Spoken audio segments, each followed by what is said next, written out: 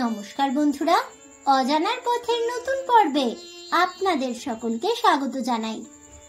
এখন চলছে আষাঢ় মাস, আর এই আষাঢ় মাসেই শুক্লা পক্ষের তৃতীয়া তিথিতে পালিত হয় বিপত্তারিণীর পূজা। বন্ধুরা, আপনারা কি জানেন এই বিপত্তারিণী ব্রত পূজা কিভাবে পালন করতে হয়? এই বিপত্তারিণী দেবী আসলে কে, কেন তার পূজা করবেন এবং এই বিপত্তারিণী দেবীর পূজার পেছনের প্রচলিত কাহিনীগুলি জানেন কি? বন্ধুরা, এই সব তথ্যই থাকছে আমার আজকের এই ভিডিওটিতে, তাই অবশ্যই ভিডিওটি স্কিপ না করে শেষ পর্যন্ত দেখতে থাকুন। আষাঢ় মাসের শুক্লপক্ষের তৃতীয়া তিথিতে জগন্নাথ দেব রথযাত্রা করেন, আর এই সময় সারা দেশ জুড়ে চলে গুপ্ত নবরাত্রি। আষাঢ় মাসের শুক্লপক্ষে রথযাত্রা থেকে উল্টো রথ পর্যন্ত তৃতীয়া থেকে নবমী তিথির মধ্যে যে কোনো শনিবার ও মঙ্গলবার পড়ে, সেই দিনেই হয় বিপত্তারিণী পুজো। এই ব্রতটি পালিত হয় সারা দেশ জুড়ে। বাঙালির ঘরে ঘরে এই ব্রত চির পরিচিত। বাঙালির 12 মাসে যত ব্রত আছে তার মধ্যে সর্বশ্রেষ্ঠ বিপত্তারিণী ব্রত। এই ব্রত পালন করলে জীবনে সুখ, শান্তি ও সমৃদ্ধি বজায় থাকে সমানভাবে। শ্রী শ্রী নারদ মুনি দেবাদিদেব মহাদেবকে জিজ্ঞাসা করায় উত্তর পেয়েছিলেন, আমাদের বিভিন্ন রূপের পুজো করা দেবদেবীদের মধ্যে এই দুর্গে দুর্গতি নাশিনী, অভয় বিনাশিনী বিপত্তারিণী মা দুর্গে। ইনি হলেন দেবী দুর্গার একটা ভিন্ন রূপ, দেবী বিপত্তারিণী। যে নারী ভক্তি ভরে এই বিপত্তারিণী ব্রত পালন করেন, ভবসুন্দরী তার সব বিপদ আপদ দূর করেন। সে নারীকে কখনো বৈধব্য যন্ত্রণা ভোগ করতে হয় না। মামলা, মোকদ্দমা, বিরহ, যে কোনো রকমের যন্ত্রণা ইত্যাদি সকল রকম বিপদ থেকে মা বিপত্তারিণী উদ্ধার করেন। যে নারী ভক্তি ভরে এই ব্রত পালন করেন, ভবসুন্দরী তার সব বিপদ আপদ দূর করে দেন। সে নারীকে কখনো বৈধব্য যন্ত্রণা ভোগ করতে হয় না। মামলা, মোকদ্দমা, বিরহ, যন্ত্রণা ইত্যাদি সকল রকম বিপদ থেকে মা বিপত্তারিণী দেবী উদ্ধার করেন ভক্তকে। গ্রামাঞ্চলে বিপত্তারিণী পূজা 4 দিন ধরে চলে। প্রথম দিনে হয় দেবীর আরাধনা ও পূজা, মেয়েরা এই দিনে দণ্ডি কাটে। তারপর 2 রাত্রি ধরে সমান তালে চলে বাংলা লোকগান, ভজন ও কীর্তন। চতুর্থ দিনে হয় দেবীর বিসর্জন। বিপত্তারিণী পূজা উপলক্ষে মেয়েরা ব্রত উপবাস পালন করে।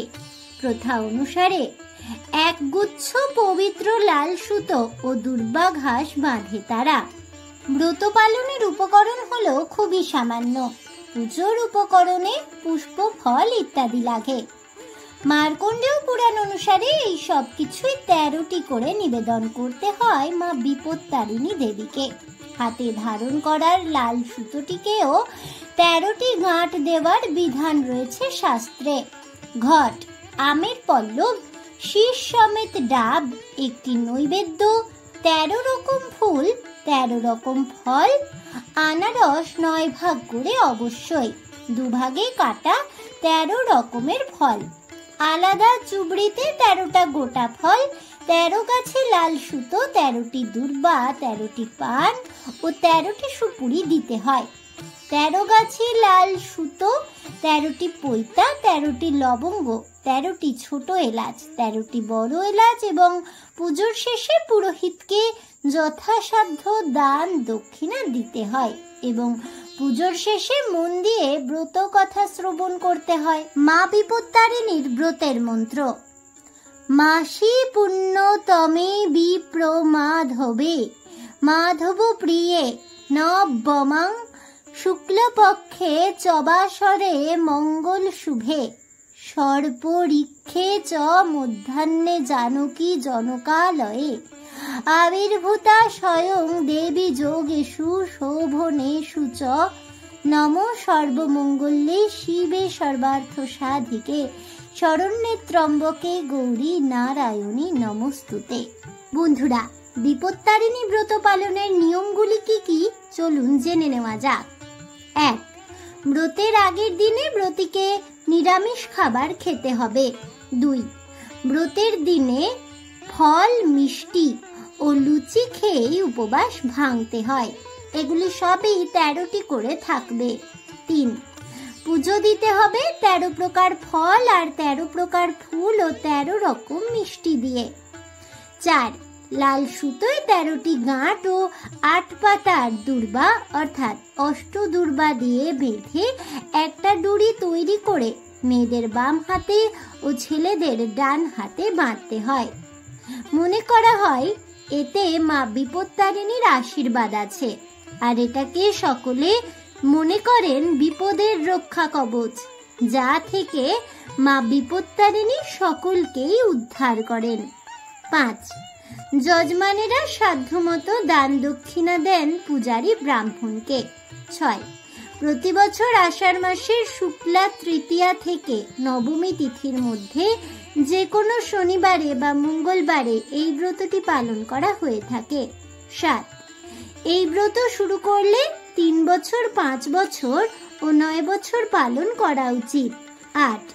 ব্রতের আগের দিনে নিরামিষ বা এক প্রকার হবিষ্যান্ন গ্রহণ করা উচিত। 9. দেবী ভগবতী শুধুমাত্র জবা ফুলেই তুষ্ট থাকেন, তাই মায়ের পুজোয় লাল জবা অতি আবশ্যক। লাল জবা ফুলের পুষ্পাঞ্জলি দ্বারাই মায়ের পুজো সম্পন্ন করা হয়। 10.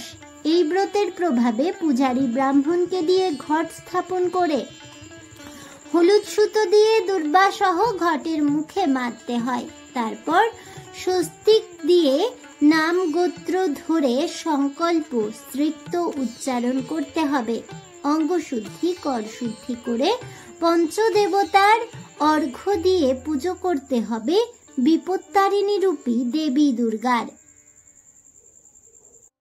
এই পুজোর সবচেয়ে গুরুত্বপূর্ণ বিষয় হলো লাল সুতোর ডোরের সাথে 13টি গিঁট দিয়ে তৈরি দুর্বা ঘাস লাগানো, যা প্রতিটি বাচ্চা থেকে বড় সকলের বিশ্বাস ও ভরসার সঙ্গী হয়। গ্রাম বাংলার পাশাপাশি উড়িষ্যার আশেপাশের গ্রামে গঞ্জে মা বিপত্তারিণীর পূজা বিশেষভাবেই জনপ্রিয়।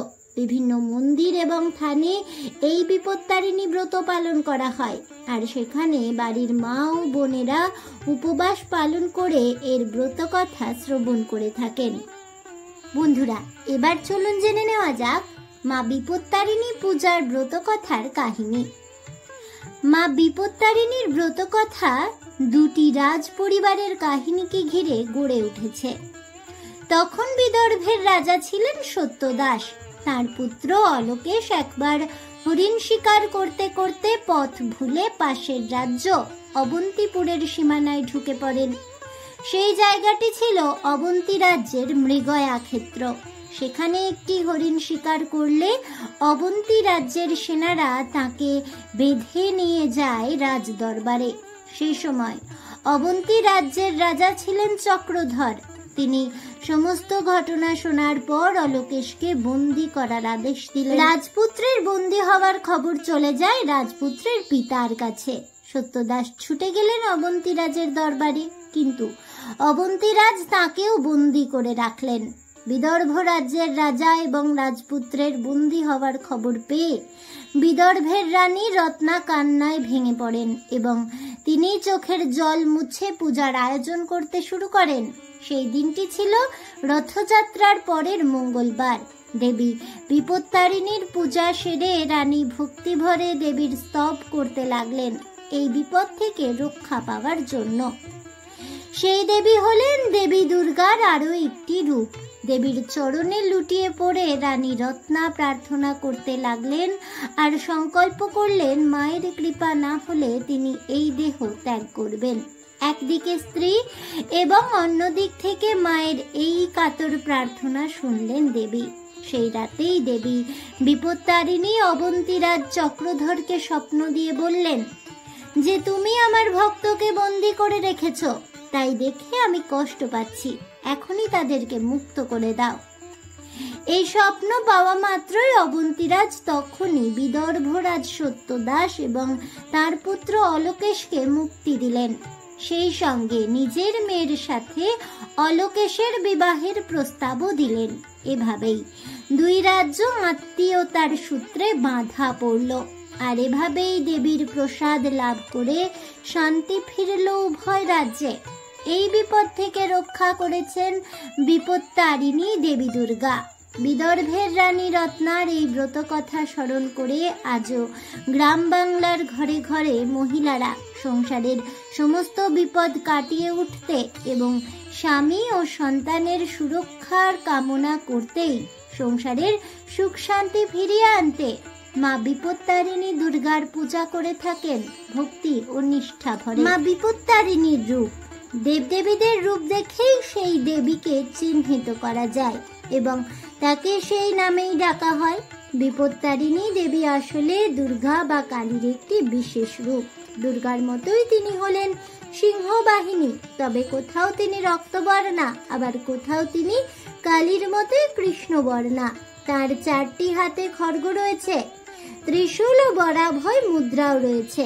অনেক ভক্তগণ মনে করেন মা বিপত্তারিণী আসলে বাংলার একটি লৌকিক দেবী, তবে মার্কণ্ডেয় মুনি প্রথম বিপত্তারিণীর ব্রত কথা প্রচার করেন বলেই শোনা যায়। জয় মা বিপত্তারিণী দেবীর জয় হোক। এই বলে আমার আজকের ভিডিওটি আমি এখানেই শেষ করছি। তাহলে বন্ধুরা, বিপত্তারিণী পূজার কাহিনী এবং বিপত্তারিণী পূজা কিভাবে করবেন সেই সব নিয়ম জানতে পেরে আপনাদের কেমন লাগলো অবশ্যই আমাকে কমেন্টে জানাবেন। ভিডিওটি ভালো লেগে থাকলে লাইক শেয়ার করতে ভুলবেন না। আমার চ্যানেলের নতুন বন্ধু হয়ে থাকলে চ্যানেলটিকে সাবস্ক্রাইব করে দেবেন। পাশে থাকা বেল বাটনটি প্রেস করে রাখবেন নতুন ভিডিওর নোটিফিকেশন পাওয়ার জন্য। ফিরে আসবো পরবর্তী ভিডিও নিয়ে। ততক্ষণ সবাই ভালো থাকুন, সুস্থ থাকুন আর অবশ্যই সঙ্গে থাকুন আর দেখতে থাকুন অজানার পথে।